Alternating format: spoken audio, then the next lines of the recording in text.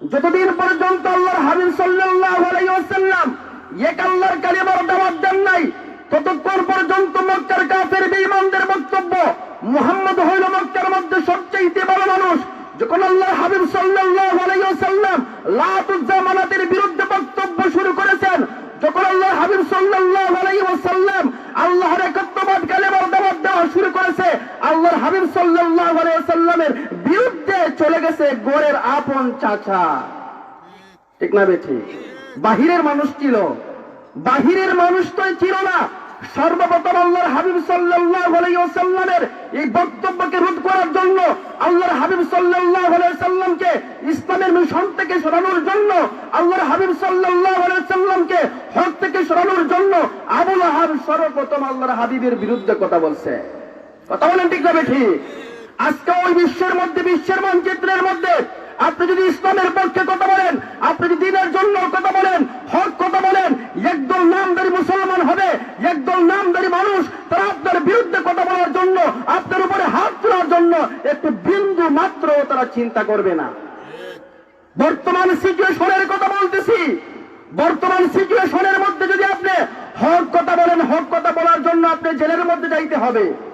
হক কথা যদি আপনি বলেন আপনার চাকরি চলে যাবে, হক কথা যদি বলেন আপনার গলার মধ্যে ফাঁসির রশি ঝুলবে। কথা বলেন না? যদি হকের মধ্যে থাকেন, হক কথা বলেন, তাহলে আপনার গলার মধ্যে ফাঁসির রশি জ্বলবে, আপনার বুকের মধ্যে তাজা রক্ত জড়াইতে ওই সমস্ত কাফের বেঈমানরা, ওই সমস্ত নাস্তিক বেঈমানরা বিন্দু মাত্র দেরি করবে না। কিন্তু তারপরও যেই সমস্ত মানুষ এই সব বাধা উপেক্ষা করে ইসলামের উপর অটল এবং অবিচল থাকে, তারাই নবীর উত্তরাধিকারী। সুবহানাল্লাহ বলেন না? তারাই নবীর উত্তরাধিকারী।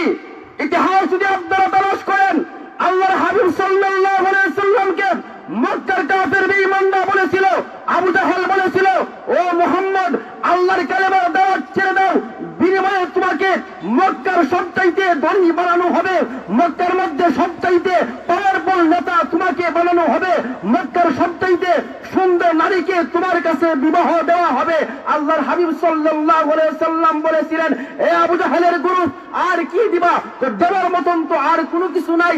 আল্লাহর হাবিব সাল্লাল্লাহু আলাইহি ওয়াসাল্লাম বলেন, আমার এক হাতের মধ্যে চন্দ্র, আরেক হাতের মধ্যে যদি সূর্য দেওয়া হয়, তারপরে ওই কালেমার মিশন থেকে একটা মুহূর্তের জন্য আমি সরে দাঁড়াবো না। বর্তমান সময়ের মধ্যে এমন মুসলমান, এমন ইমানদার আছে, তাদেরকে বলা হয়, তোমরা যদি ইসলামের পক্ষে কথা বলো, আমার দলের বিরুদ্ধে কথা বলো, বুকের মধ্যে ক্রস ফায়ার করা হবে, জেলের মধ্যে ঢুকানো হবে, ফাঁসির মঞ্চে তোমাকে ঝুলানো হবে। ওই সমস্ত মর্দে মুজাহিদ ইমানদাররা এক বাক্যে স্লোগান দিয়ে বলে, ইমানের জন্য, ইসলামের জন্য, আল্লাহর দ্বীনের জন্য নিজের জীবনকে বিসর্জন করতে পারি, নিজের পুত্রকে বিসর্জন করতে পারি, বাবাকে ছাড়তে পারি, মা ছাড়তে পারি, সব ত্যাগ করতে পারি, কিন্তু ইসলামকে একটা মুহূর্তের জন্য ছাড়তে পারবো না। আসলে না এমন মুসলমান? অপারেটর কই, মাইকের অপারেটর কই? তো বর্তমান আপনি যদি ইমানের মধ্যে অটল এবং অবিচল থাকতে চান, ইমানের মধ্যে যদি অটল এবং অবিচল থাকতে চান, বাধা বিপত্তি আসবে, এই বাধা বিপত্তিকে উপেক্ষা করে যদি আপনি অটল এবং অবিচল থাকতে পারেন, তাহলে আপনার ব্যাপারে আল্লাহ রাব্বুল আলামিন বেহেশতের সুসংবাদ দিয়েছে। সুবহানাল্লাহ বলেন। বেহেশতের সুসংবাদ আল্লাহ রাব্বুল আলামিন, আমি যে আয়াতে কারিমা তেলাওয়াত করেছি, আল্লাহ রাব্বুল ইজ্জত ওয়াল জালাল বলেন, ইযা জাআ আজালুহুম লা ইস্তাখিরুনা সাআতাও ওয়া লা ইস্তাকদিমুন। প্রত্যেকটা মানুষ মরতে হবে, ঠিক না বেঠিক? সবাই যে মরতে হবে, এই কথার উপর, আমার এই বক্তব্যের উপর আপনাদের কারো কোনো আপত্তি আছে? আমার এই কথার উপর সবাই একমত না? সবাই মরতে হবে, এই একমত আপনি হইতেন না। আপনি একমত এমনি এমনি হয়েন নাই, আপনি তো একমত এই জন্য হয়েছেন, আপনার চোখের সামনে আপনার বাবা চলে গেছে, আপনার চোখের সামনে আপনার বন্ধু চলে গেছে, আপনার চোখের সামনে আপনার আত্মীয় স্বজন অনেকের লাশ আপনি নিজে কবরে রাখছেন। এই জন্য যে আপনি একমত হয়েছেন। আপনি যদি আমার প্রতিটা কথায় একমত হইতেন, তাহলে আমার বক্তব্য তো এমনই। আমার বক্তব্য হইল, আল্লাহ রাব্বুল আলামিন তার হাবিবকে একটা স্পেশাল একটা পুরস্কার দিয়েছে উম্মতে মুহাম্মাদের জন্য, এটা হইল 5 ওয়াক্ত নামাজ। আমার বক্তব্যের সঙ্গে যদি আপনি একমত হইতেন নামাজটা পড়তেন। আমার বক্তব্যের সঙ্গে যদি আপনি একমত হইতেন আপনি সুদ খাইতেন না। আমার বক্তব্যের মধ্যে যদি আপনি একমত হইতেন ঘুষ খাইতেন না, চুরি করতেন না, জিনা করতেন না, ডাকাতি করতেন না। আমার বক্তব্যের মধ্যে আপনি তো একমত হইতে পারতেছেন না। আর এটার মধ্যে একমত আপনারা শুধু, মুসলমান না শুধু, ইমানদার শুধু না, কাফেররাও এই ব্যাপারে একমত যে মরতে হবে। কথা বলেন, কাফেররাও এই ব্যাপারে একমত যে মরতে হবে। যেহেতু ভাই মরতে হবে, কোন মানুষ থাকা যাবে না, থাকতে পারবো না, এই জন্য মরার আগে কিছু সামান জোগাড় করার প্রয়োজন আছে না নাই? কথা বলেন। হায়াত আপনাকে আল্লাহ রাব্বুল আলামিন দিয়েছেন 60 থেকে 70 বছর। 70 বছর আপনার জীবনটা কি আর 40টা বছর চলে গেল, আছে কয় বছর? 40টা বছর থেকে আর 30 বছর আছে। 70 থেকে 40 চলে গেল, আছে 30 বছর। 30 বছর পরে আপনি কবরে যাইতে হবে। কবরের জন্য সামানটাকে আপনি জোগাড় করছেন কেমন?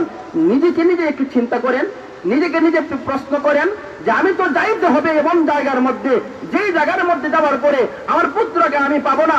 আমি যাইতে হবে এমন এক জায়গার মধ্যে যেখানে আমার বাবাকে আমি পাবো না, আমার সন্তানকে পাবো না, আমার দুস্থ হাবাব কাউকে পাবো না। এখানে যাওয়ার আগে আমার সামানটা জোগাড় হয়েছে কিনা একটু চিন্তা করেন। বালিশের সঙ্গে মাথা লাগাইয়া অনেক দোকানের হিসাব মিলাইছেন। আপনি নামাজের মধ্যে গিয়ে দোকানের হিসাব মিলান।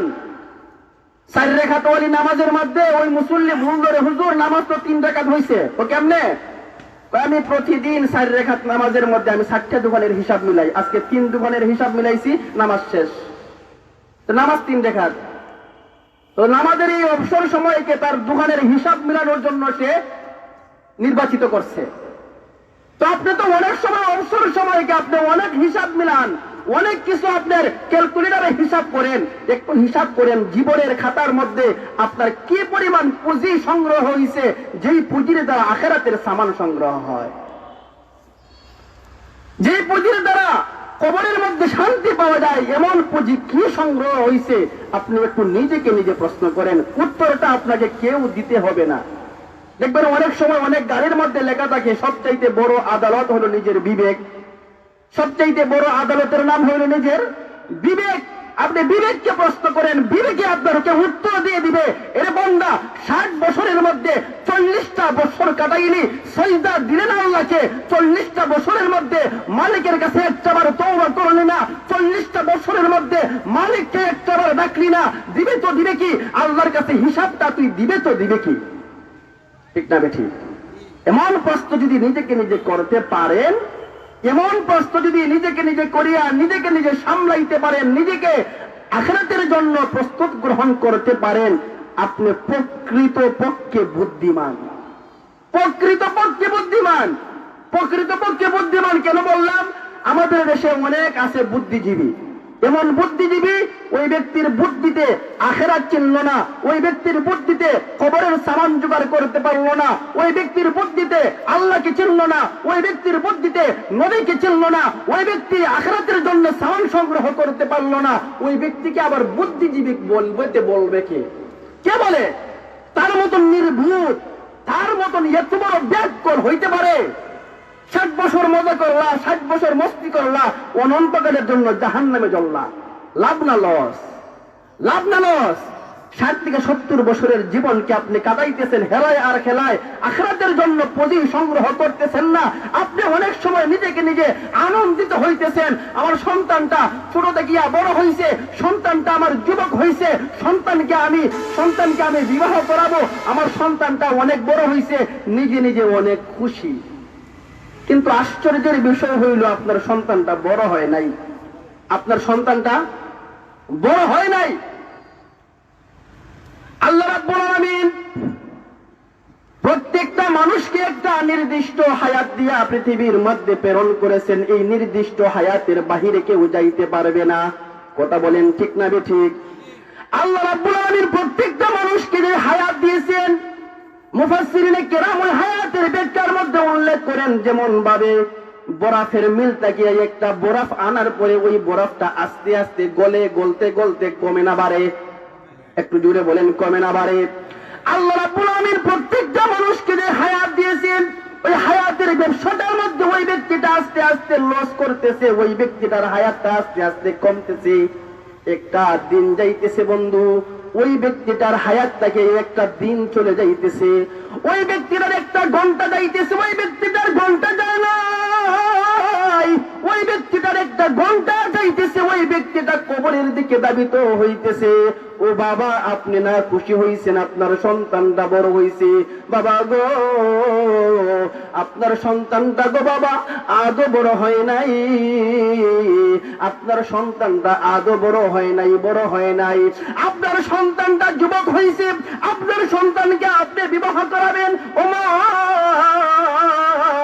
আপনার সন্তানের ব্যাপারে আপনি কত কেয়ারফুল, আপনি সুন্দর রমণী দেখি আপনার সন্তানের জন্য বিবাহ করাবেন। মা গো, জাননি গো মা, তোমার সন্তান একটা দিন যাইতেছে, একটা দিন যাইতেছে, একটা রাত কাটতেছে। ও মা, তোমার সন্তানটা কবরের দিকে একটা কদম অগ্রসর হইতেছে। তোমার সন্তানের একটা জীবন থেকে একটা দিন চলে যাইতেছে। না না না, একটা দিন যায় না রে বাবা, একটা দিন যায় না, একটা না, একটা মাস যায় না, একটা বছর যায় নাই, তোমার সন্তানটা কবরের দিকে অগ্রসর হইতেছে। বাবা গো, আপনার সন্তানকে প্রস্তুত করলেন দুনিয়ার জন্য, শিক্ষা দীক্ষায় আপনার সন্তানকে প্রস্তুত করলেন। দুনিয়ার মধ্যে কিভাবে আপনার সন্তানটা ভালোভাবে চলতে পারে, দুনিয়ার মধ্যে কোন কর্ম করলে আপনার সন্তানটা ভালোভাবে রুজি রোজগার করতে পারেন চিন্তা ফিকির করলেন। কোন কাজ করলে, কোন আমলের দ্বারা, কোন কাজের দ্বারা তোমার সন্তানটা দুনিয়ার মধ্যে ইস্টাবলিশ হইতে পারে আপনি চিন্তা করলেন। ওরে বাবা, কোনদিন তুমি কি চিন্তা করছো কোন আমলের দ্বারা, কোন নেক আমলের দ্বারা আল্লাহকে চেনা যায়? তুমি কি কোনদিন তোমার বাবাকে, তোমার সন্তানকে এই শিক্ষা দিছো যে শিক্ষার দ্বারা তোমার সন্তানটা আখিরাতের মধ্যে ধনী হইতে পারে? ও মা, তুমি কি তোমার সন্তানকে কোনদিন এমন শিক্ষা দিছো গো মা, যে শিক্ষার দ্বারা তোমার সন্তানটা কাল কিয়ামতের কঠিন ময়দানে আমল নামাটা ডান হাতে পাবে? মা গো, তুমি খুশি হইছো গো মা, তোমার সন্তানটা ধনী হইছে, তোমার সন্তানটা সরকারি চাকরি পাইছে। ও গো মা, তুমি মিষ্টি বিতরণ করেছো, তোমার সন্তানটা দুনিয়ার মধ্যে প্রতিষ্ঠিত হইছে, তুমি অনেক আনন্দিত। ও গো মা, তুমি অনেক খুশি হইছো, তোমার সন্তানটা সাকসেসফুল হইছে, তোমার সন্তানটা সাকসেসফুল হয়েছে, তুমি অনেক খুশি হইছো। ও গো মা, জানোনি তোমার সন্তানটা আদৌ সাকসেসফুল হয় নাই, তোমার সন্তানটা আদৌ কৃতকার্য হয় নাই। তোমার সন্তানটা যদি কাল কিয়ামতের কঠিন ময়দানে তার আমল নামাটা ডান হাতের মধ্যে পায়, তোমার সন্তানের ব্যাপারে কাল কিয়ামতের কঠিন ময়দানে আল্লাহ যেদিন ডাক দেব, বলবে বান্দা যা, বান্দা যা, তোর আমল নামাটা ডান হাতের মধ্যে দিলাম, তোকে আমি আল্লাহ জাহান্নাম থেকে বাঁচায়া, আমি আল্লাহ তোকে জান্নাতের ঠিকানা ধরায়া দিলাম। ফামান যুযিহা আনিন নার ওয়া উদখিলাল জান্নাতা ফাকাদ ফাজ। আল্লাহ রাব্বুল আলামিন বলেন, কাল কিয়ামতের কঠিন ময়দানে যদি কোন ব্যক্তিকে আল্লাহ রাব্বুল আলামিন ডাক দেয়, বলে বান্দা আমি আল্লাহ তোমাকে জাহান্নাম থেকে মুক্ত করিয়া, আমি আল্লাহ তোমাকে তোমার হাতের মধ্যে জান্নাতের ঠিকানা ধরায়া দিলাম। আল্লাহ বলেন, ওই ব্যক্তিটাই হইল প্রকৃত পক্ষে সাকসেসফুল,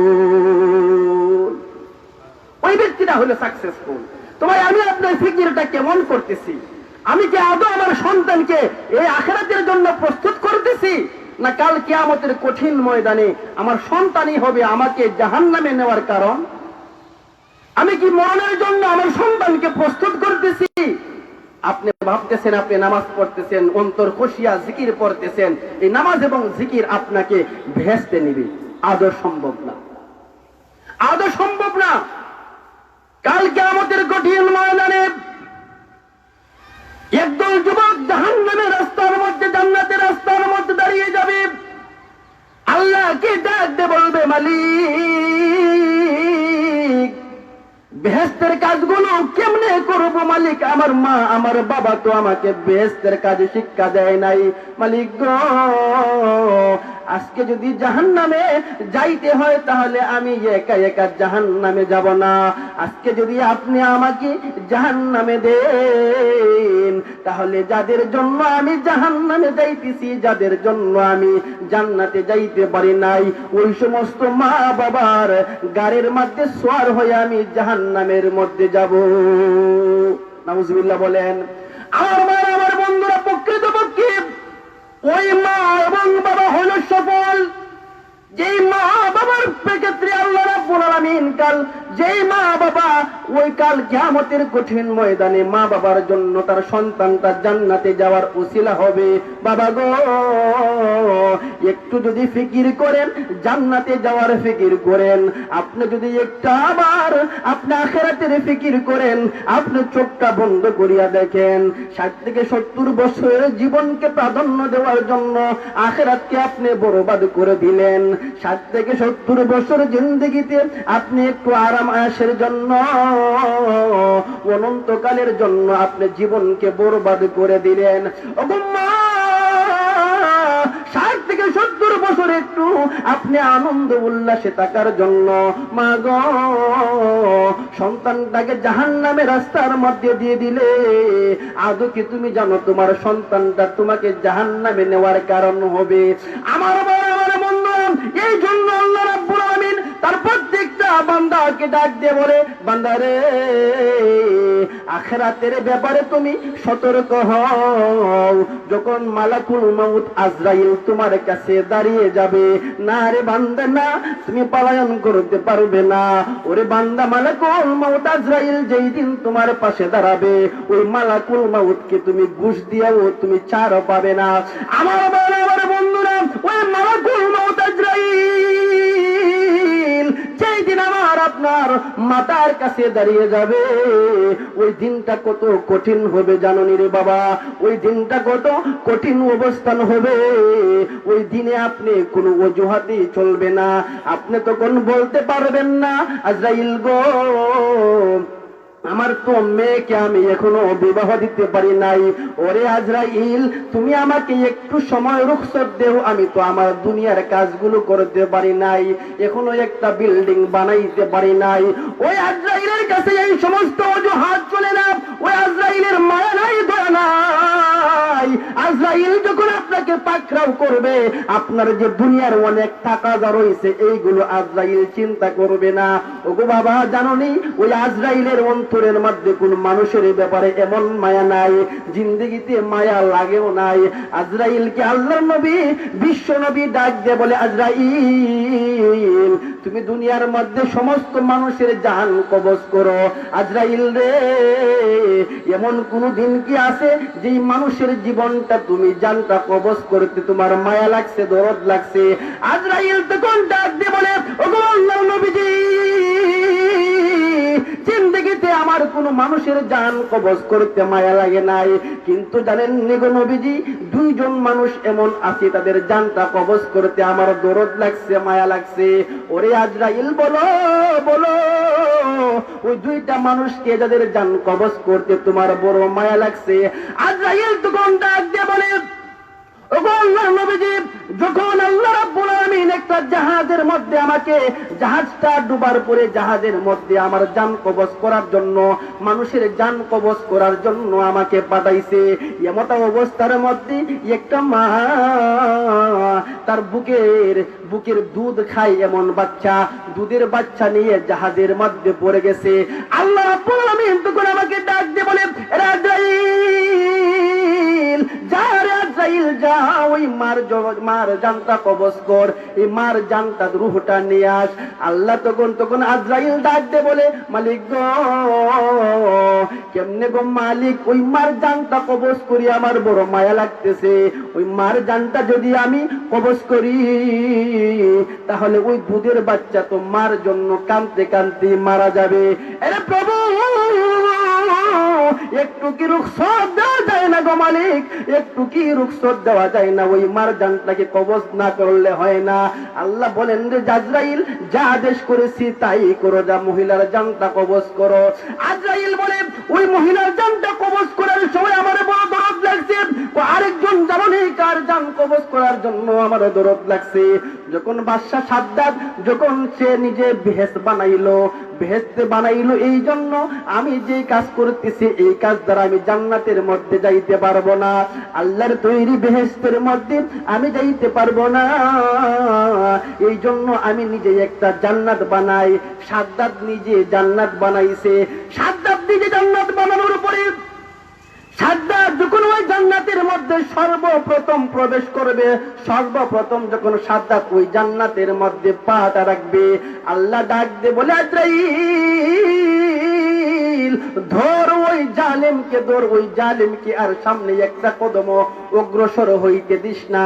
আজরাইল বলে মালিক একটু সময় কি রুখসত দেওয়া যায় না গো মালিক? একটু কি সময় দেওয়া যায় না? সে তো আফসোস করিয়া একটা জান্নাত বানাইছে, দুনিয়ার জান্নাত না গো মালিক, না আখিরাতের জান্নাতে সে যাইতে পারবে না, কমাস কম তার জান্নাতটা সে দেখো।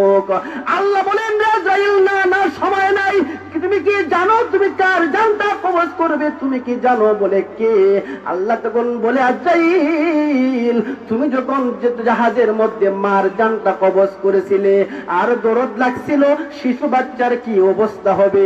আজরাইল রে ওই শিশু বাচ্চাটা আর কেউ না, ওই শিশু বাচ্চাটাকে, দুধের বাচ্চাটাকে আমি আল্লাহ লালন পালন করিয়া, আমি আল্লাহ মায়ের ছাদরে আবৃত করিয়া ওই শিশু বাচ্চাটাকে আমি বড় বানাইছি। শুধু যে বড় বানাইছি তা না, ওই বাচ্চাটাকে আমি আল্লাহ দুনিয়ার মধ্যে ফেমাস বানাইছি।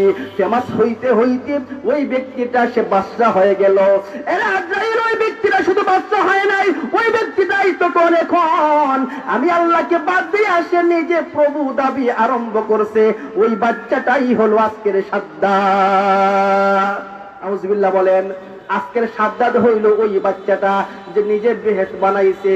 আল্লাহ রাব্বুল আলামিন আজরাইলকে আদেশ করার পরে আজরাইল বলেন দুনিয়ার মধ্যে আমার দুইটা মানুষের জানটা কবজ করতে মায়া লাগছে, এটা হলো সাদ্দাত এবং সাদ্দাতের মা।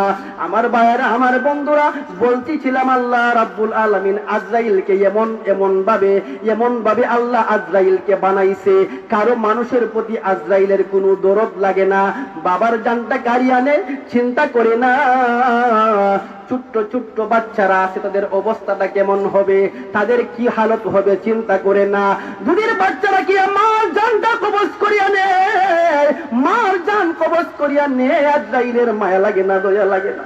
আজরাইল তোমার আমার কাছে একদিন আসবে রে বাবা, যেদিন আজরাইল তোমার আমার কাছে আসবে ওই দিন আমার আপনার অনেক হাজত রয়ে গেছে, আমার আপনার অনেক প্রয়োজন রয়ে গেছে, আমার আপনার দুনিয়ার অনেক চাহিদা রয়ে গেছে।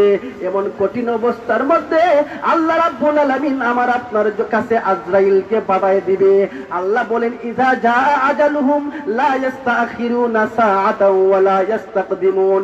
আরে বান্দারা, যখন তোমাদের সময় শেষ হয়ে যাবে, যখন তোমাদের সম্মুখে মালাকুল মাউত আজরাইল দাঁড়িয়ে যাবে, একটা মুহূর্ত সময় না না না, একটা মুহূর্ত সময় পাবে না, তোমরা রুখসত পাবে না, আজরাইলের হাত থেকে বাঁচতে পারবে না। একটা মুহূর্ত সময় পাওয়া যাবে না। দুনিয়ার মধ্যে যদি থাকতেই পারতো, দুনিয়ার মধ্যে যদি টাকার জায়গায় হইতো, এই দুনিয়াটা যদি আজীবনের জন্য বসবাসের জায়গায় হইতো, সব চাইতে বেশি দাবিদার হইল পৃথিবীর মধ্যে টাকার আমার আপনার নবী। কথা বলেন না? আমার আপনার নবীর সবচাইতে বেশি দাবিদার। কারণ ভাই, গাদা তার পিঠের মধ্যে কি বহন করতেছে গাদা নিজেও জানে না। গাদা জানে না তার পিঠের মধ্যে স্বর্ণের বার বহন করতেছে না গোবরের বার, গাদা নিজেও জানে না।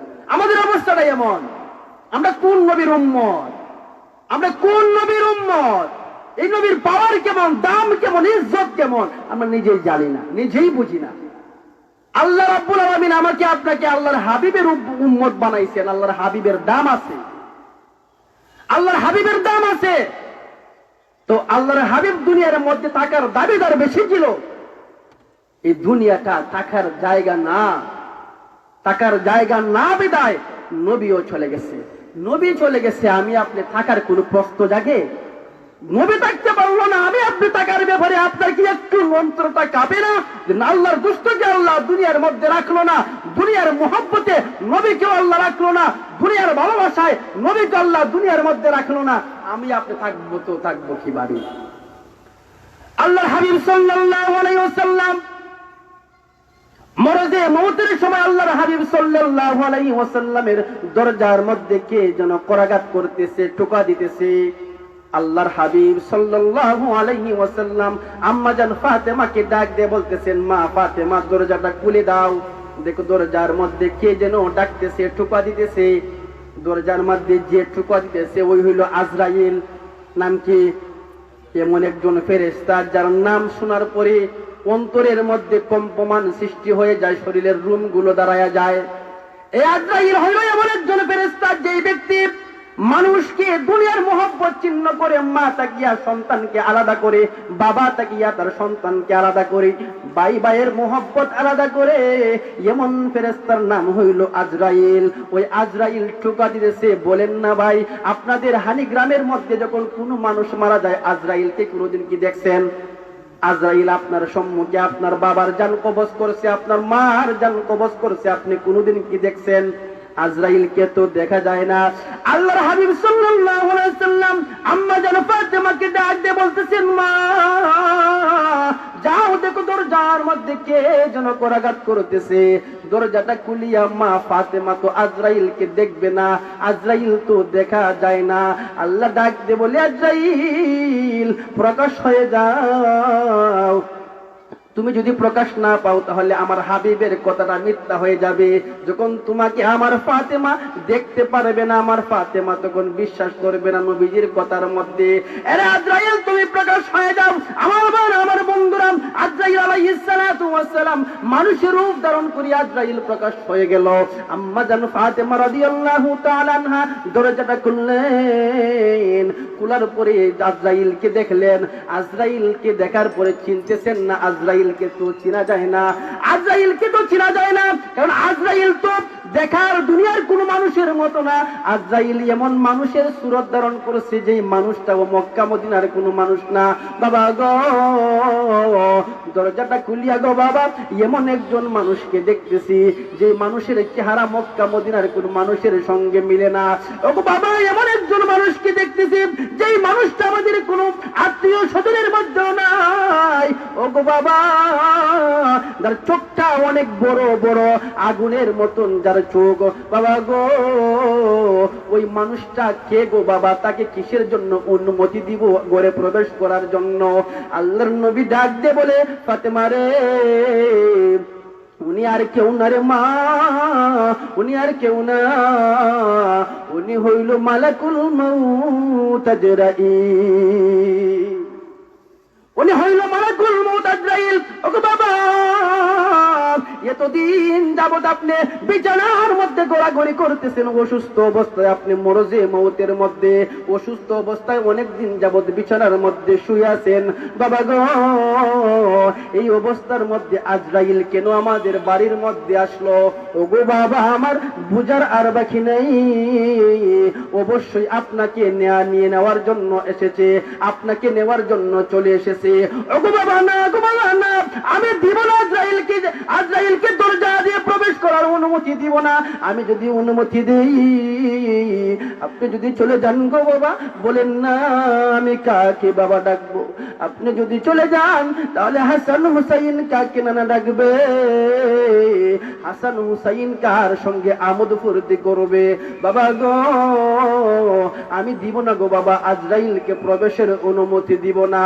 আল্লাহর হাবিব ডাক দিয়ে বলে, ফাতেমা রে, আজরাইল কারো দরজা দিয়া প্রবেশ করার জন্য আজরাইলের অনুমতির প্রয়োজন হয় না। ওরে মা, জাননি আল্লাহ ওঠো আজরাইলকে অনুমতি দিয়ে দিয়েছে, কেরো দরজা দিয়া প্রবেশের জন্য আজরাইলের অনুমতির প্রয়োজন নাই। অনুমতি নিছে আপনার কাছটা গিয়ে আপনার বাবারে কাইরা নিছে, আপনার কাছে কি অনুমতি চাইছে? অনুমতি যদি চাইতো কি আপনি অনুমতি দিতেন? বলতেন প্রয়োজনে কয়েক কোটি লইয়ে যাও, তারপরে বাবারে দেওয়া যাবে না, আমার সন্তানকে দেওয়া যাবে না। আল্লাহর হাবিব সাল্লাল্লাহু আলাইহি ওয়াসাল্লাম আম্মা জান ফাতেমাকে ডাক দিয়ে বলে, ফাতেমা না রে মা না, ওই আজরাইল কারো দরজা দিয়া প্রবেশ করার জন্য অনুমতি লাগে না। এটা তোমার বাবার স্পেশাল পাওয়ার যে তোমার বাবার জানটা কবজ করার জন্য আজরাইল অনুমতি চাইতেছে। তুমি যদি অনুমতি না দেও তারপরও আজরাইল কিন্তু জান ঠিকই কবজ করবে। আজরাইলকে আল্লাহ কিন্তু অনুমতি দিয়ে দিয়েছে। এই জন্য গো মা দিয়ে দাও, অনুমতি দিয়ে দাও, অনুমতি দেও প্রবেশ করার জন্য। আম্মা জান ফাতেমা রাদিয়াল্লাহু তাআলা আনহা দুইটা চক্ষু দিয়া নবীজির দুইটা চক্ষু দিয়া ফাতেমার কান্না করতেছে আর চোখের পানি ঝরতেছে। বাবা গো, আপনি যদি চলে যান তাহলে কে গো আব্বা, আমি বাবা ডাকবো। আপনি যদি চলে যান দুঃখের কথা আমি কাকে বলবো? কে হাসান হুসাইনকে সান্ত্বনা দিবে বাবা? বলুন না গো বাবা, আপনি চলে গেলে কার কাছে হাসান হুসাইন আশ্রয় পাবে? আল্লাহর হাবিব সাল্লাল্লাহু আলাইহি সাল্লামের দরজা দিয়ে আজরাইল প্রবেশ করলেন। আজরাইল প্রবেশ করার পরে আল্লাহর নবীকে ডাক দিয়ে বলতেছে, আল্লাহর নবী গো, আল্লাহ আমাকে পাঠাইছে, আপনি যদি চলে যাওয়ার ইচ্ছে হয় চলে যাবেন, আপনি যদি থাকতে চান আল্লাহ তাও অনুমতি দিয়েছেন, হায়াত বাড়ানো হবে। আজরাইল রে, আমি যদি এখন না যাই আবার কি পরবর্তীতে যাইতে হবে? হ্যাঁ গো নবীজি, অবশ্যই যাইতে হবে, কিছুদিন পরে আবার আপনার হায়াত শেষ হইলে যাইতে হবে। এরে আজরাইল না, রে আজরাইল না, তাহলে দুনিয়ার মধ্যে আমি থাকতে চাই না, আমি দুনিয়ার মধ্যে আর বাঁচতে চাই না।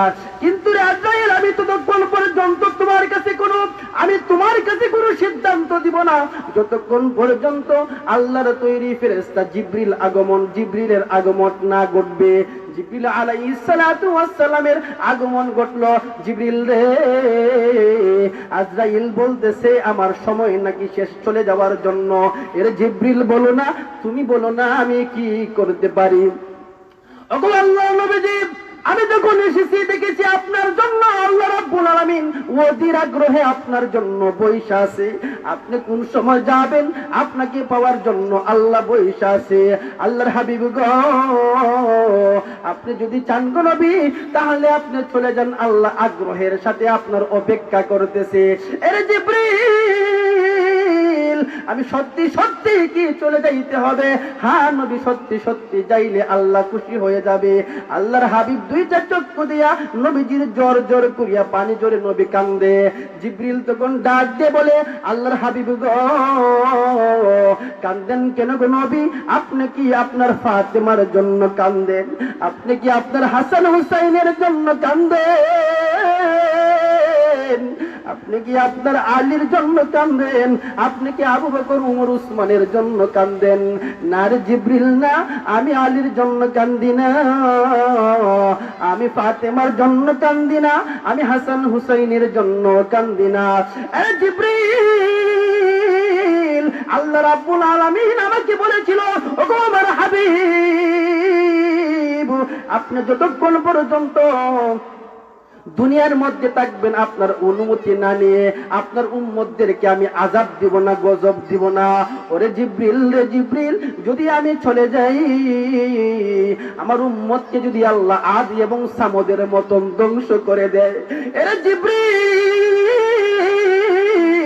আমি যদি চলে যাই রে জিবরিল, যদি আমার উম্মতকে আল্লাহ রাব্বুল আলামিন ধ্বংস করে দেয়, আমার উম্মত কার কাছে যাবে? আমার উম্মতকে কে সান্ত্বনা দিবে রে জিবরিল? এই জন্য আমি কাঁদতেছি। জিবরিল চলে গেলেন আল্লাহর জন্য। আবার আল্লাহর কাছ থেকে উত্তর নিয়ে আল্লাহর হাবিবের কাছে চলে আসলেন। ওগো আল্লাহর নবী, আল্লাহ রাব্বুল আলামিন আমাকে জানিয়ে দিয়েছে, ওগো আল্লাহর নবীজি, যতক্ষণ পর্যন্ত আপনি দুনিয়ার মধ্যে জীবিত থাকবেন, জীবিত ছিলেন, আল্লাহ আপনার উম্মতকে ধ্বংস করে নাই। আপনার আগমনে, আপনার অবস্থানে আপনার উম্মতকে ধ্বংস করে নাই। আপনি উম্মতকে দেখাশোনা করেছেন, উম্মতের রাহবারি করেছেন। আল্লাহ রাব্বুল আলামিন ডাক দিয়া বলছে, জিবরিল জানিয়ে দাও রে জিবরিল, আমার হাবিবকে জানিয়ে দাও, আমার হাবিব যদি দুনিয়ার মধ্যে না থাকে, আমার হাবিবের উম্মতের দেখাশোনার দায়িত্ব আমি স্বয়ং রাব্বুল আলামিন আল্লাহ নিয়ে নিলাম। আপনি তো চলে যাবেন, আপনার উম্মতের দেখাশোনার দায়িত্ব আল্লাহ নেবে। সুবহানাল্লাহ বলেন না? আল্লাহ আপনার উম্মতের দেখাশোনা করবে। আজকে আমার আপনার গুনার মাত্রা যেই পরিমাণ বাড়ছে বাবা, এই গুনার দ্বারা দুনিয়া দ্বিখণ্ডিত হওয়ার কথা ছিল, জমিন ফাটিয়া জমির গভীরে আমার আপনার ঢুকার কথা ছিল, কিন্তু জমি তো ফাটতেছে না, গভীরে ঢুকতেছি না, গুনার কারণে আযাব আসমান থেকে আসতেছে না, আদের মতন সামুদ বংশের মতন আমার আপনার ধ্বংস হইতেছে না, একমাত্র নবীর দোয়ার বদৌলতে। কথা বলেন না? নবীর দোয়ার বদৌলতে আল্লাহ ধ্বংস করতেছেন না।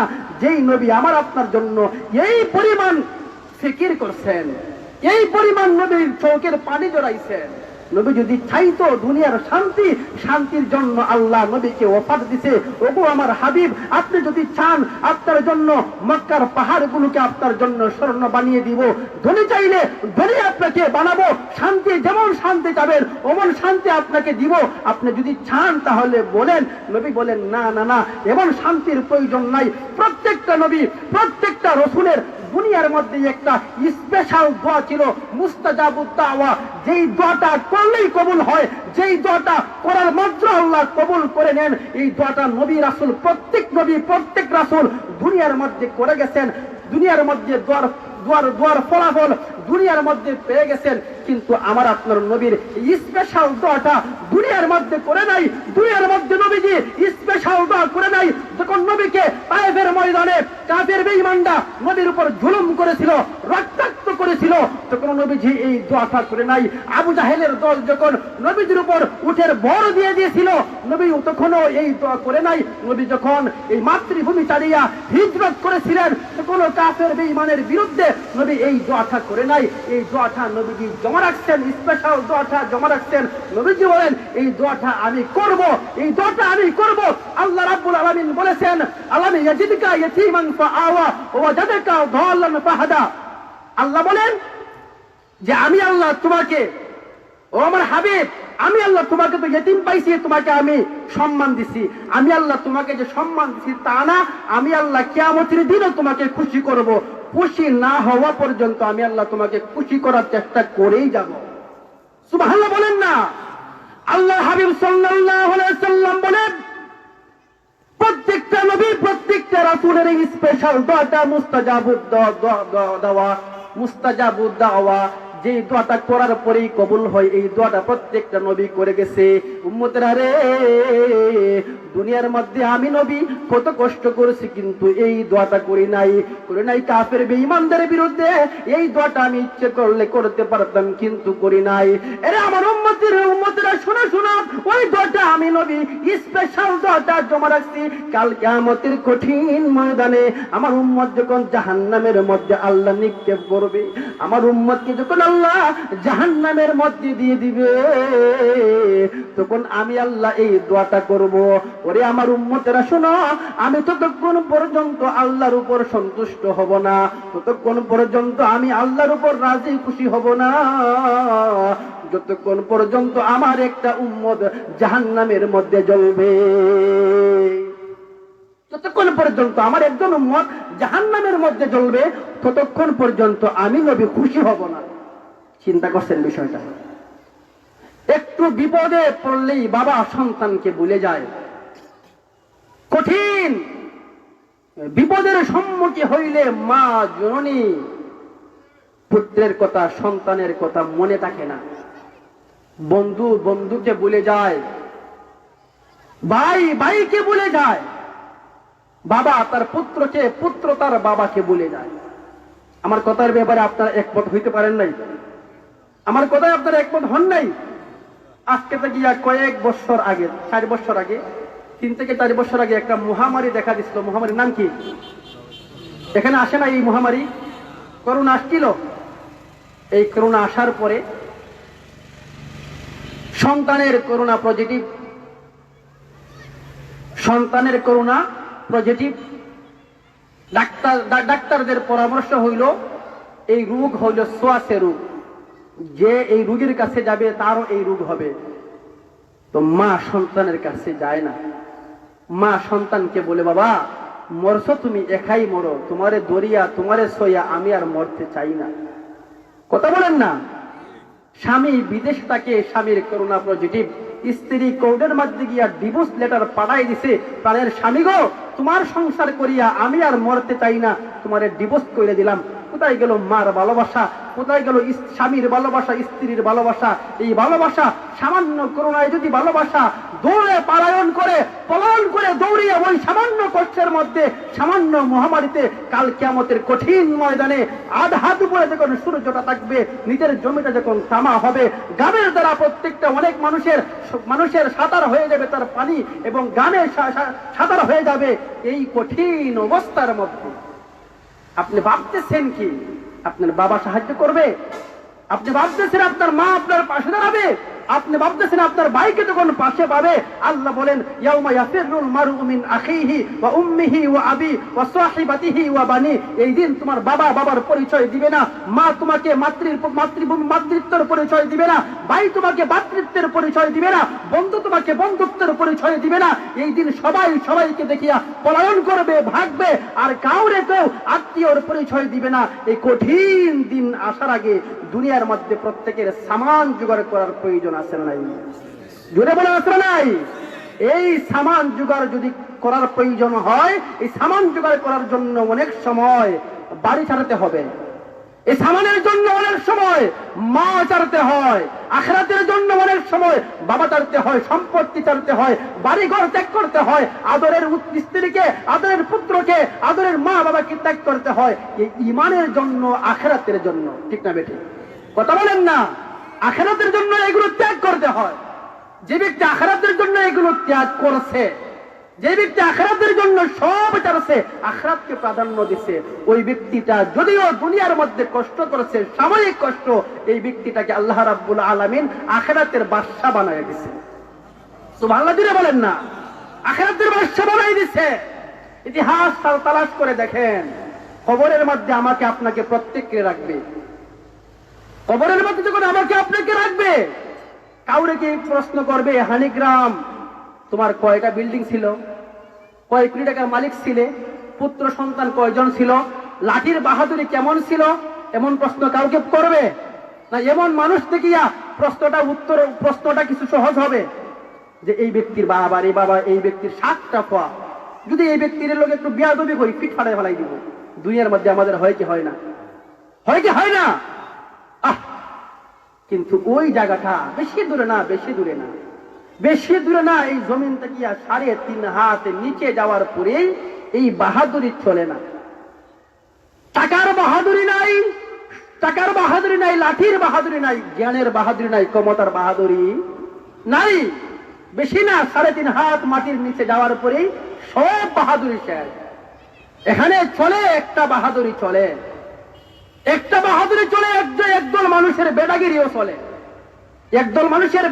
চলে। এই মানুষটি হইল যেই ব্যক্তিরা প্রকৃতপক্ষে ইমানদার, প্রকৃতপক্ষে আল্লাহর খাস বান্দা, ওই ব্যক্তিদের বেদাগিরিও চলে। সুবহানাল্লাহ বলেন না? ওই ব্যক্তিদের বেদাগিরিও চলে। অন্যথায় আপনি পরিচয় দিবেন চৌধুরী, পরিচয় দিবেন আপনি বড় নেতা, আপনি অনেক এই অমুক দলের সেক্রেটারি, অমুক দলের সভাপতি, অমুক দলের সভাপতির ফল করে নাতি, দাঁত পালাই দিব, দাঁত, মুখের দাঁত একটাও থাকবে, ফলাইয়া দাঁত পালাই দিব। এখানে এইগুলো চলে না। এখানে যাওয়ার পরে চলবে কি? আমল নামা ভালো, পরিচয় দেওয়ার প্রয়োজন নাই। আমল নামা খারাপ, পরিচয় দিলেও পার পাওয়া যাবে না। কথা বলেন না? যদি কবরে মা যাওয়ার পরে কি জিজ্ঞেস করবে যে তুমি কোন দলের চেয়ারম্যান? আমি অমুক দলের চেয়ারম্যান, আমি অমুক বড় দলের চেয়ারম্যান, অমুক বড় দলের আমি প্রধানমন্ত্রী ছিলাম, যদিও আমি বাঘ ছিলাম কিন্তু আমি প্রধানমন্ত্রী। তো আমার খবরের মধ্যে একটু সোয়াল জবটা কি 2টা করলে হয় না? আমি অত বড় একটা দলের নেত্রী, এত বড় দলের নেত্রী, আমি বাগলেও হেলিকপ্টারে বাগি, আমার সোয়াল কি 2টা করলে হয় না? চলবে? এই অজুহাত চলবে? পিঠের চামড়া থাকতো না, চামড়া। আমরা তো অনেক সময় কথা বলি, অনেক সময় তো আমাদের বক্তব্যটা এমনই থাকে, আখিরাতের পুঁজি করো, আলেমদের বিরুদ্ধে কথা বলিও না, ইসলামের বিরুদ্ধে কথা বলিও না। ইসলামের বিরুদ্ধে কথা বললে, কোরআনের বিরুদ্ধে কথা বললে দুনিয়ার মধ্যে যদিও তোমাকে ধরবে না, কিন্তু একজন ধরার আছে, উনি কে? জোরে বলুন, উনি কে? ইন্না রাব্বাকা লাবিল মিরসাদ। আল্লাহ বলেন ইন্না রাব্বাকা লাবিল মিরসাদ, বাহাদুরি যা মনে চায় তাই করো, আমি কিন্তু একদিন তোমাকে ধরবো। আল্লাহ কিন্তু ধরবে একদিন। এই দিন তুমি যদি বলো যে আমি অমুকের জাতির পিতার মেয়ে, জাতির বোন, কথা বলেন না, পিঠ থাকবনি, চামড়া থাকবনি, পিঠের চামড়া থাকবনি, হঠাৎ চামড়া থাকবে না। এই সময় আপনার চলবে বাহাদুরি, একমাত্র আমলের বাহাদুরি। বাহাদুরি যদি ওই দিন বংশের বাহাদুরি চলতো, ওই দিন যদি কোনো ব্যক্তির বংশের বাহাদুরি, পিতার বাহাদুরি, বাবার বাহাদুরি, ভাইয়ের বাহাদুরি চলতো, সবচাইতে বেশি চলার কথা ছিল আম্মা জান ফাতেমার। কথা বলেন না? আম্মা জান ফাতেমার বাহাদুরি করার কথা ছিল। আম্মা জান ফাতেমা কেমন মানুষের মেয়ে জানেন? সরওয়ারে দু জাহান, হাবিবে কিবরিয়া, জনাবে মুহাম্মদ আরবি সাল্লাল্লাহু আলাইহি ওয়াসাল্লামের মেয়ে, হযরত হাসান এবং হুসাইনের মা, হযরত আলী হায়দারের স্ত্রী আম্মা জান খাদিজাতুল কুবরা রাদিয়াল্লাহু তাআলা আনহার মেয়ে ওই ফাতেমা। ফাতেমাকে যখন কবরের মধ্যে রাখা হলো, হযরতে আবু যর গিফারি রাদিয়াল্লাহু তাআলা আনহু কবরের মধ্যে হাতটা রাখিয়া আবু যর বলতেছে, কবর রে, তোমার মধ্যে এমন একজন মানুষকে রাখছি, ওই মানুষের সঙ্গে বিয়াদবি করিও না। আরে কবর, তোমার মধ্যে এমন একজন মানুষকে রেখেছি, যেই মানুষটা সাধারণ কোনো মানুষের মেয়ে না, এই মানুষটা যেমন তেমন মানুষের মেয়ে না। এরে আবু যর, ওই আবু যর তখন ডাক দিয়ে বলে, কবর রে, এটা হইল আল্লাহর দুষ্ট সরওয়ারে দু জাহান, হাবিবে কিবরিয়া, জনাবে মুহাম্মদ আরবি সাল্লাল্লাহু আলাইহি ওয়াসাল্লামের কলিজার টুকরা মেয়ে। সুবহানাল্লাহ বলেন। আবু যর তখন ডাক দিয়ে বলে, কবর, তোমার মধ্যে আমি যাকে রাখতেছি যেমন তেমন মানুষের মা না। হাসান এবং হুসাইনের মা, যে হাসান এবং হুসাইন বেহেশতের যুবকদের সর্দার হবে। কবর রে, বিয়াদবি করিও না। এর কবর জানো নি তোমার মধ্যে কার স্ত্রীকে রাখতেছি? এটা হইল আলী হায়দারের স্ত্রী। এর কবর বিয়াদবি করিও না। কবর করে আল্লাহ রাব্বুল আমিন কি বলে, মালিক দেন না, মালিক একটু জবানটা খুলিয়া দেন, একটু কথা বলতে চাই। আবু যরের প্রশ্নের উত্তরটা আমি দিতে চাই। আল্লাহ কবরের জবান আল্লাহ খুলে দিল। আল্লাহ কবরের জবান খুলে দেওয়ার পরে কবর তখন মানুষের মতন কথা বলে, আবু যর রে, তুমি কার পরিচয় দাও রে আবু যর? আমি চিনি না মুহাম্মদকে, আমি চিনি না। এরে আবু যর, আমি চিনি না হাসান হুসাইনকে, আমি চিনি না। আমি আলী হায়দারকে চিনি না, আমি ফাতেমাকে চিনি না। এরে আবু যর ওই জায়গার মধ্যে আসার পরে কোন মানুষের পরিচয় চলে না, বংশের পরিচয় ছিল না, পিতৃ পরিচয় চলে না। ওই জায়গার মধ্যে আসার পরে নেক আমল যদি হয় রে আবু যর, আমলটা যদি ভালো হয়, পরিচয় দেওয়ার প্রয়োজন নাই। ওই জায়গার মধ্যে আসার পরে যদি নেক আমল হয়, আমি কবর ওই ব্যক্তির জন্য জান্নাতের বাগান হয়ে যাই। পরিচয় দেওয়ার কোনো প্রয়োজন নাই।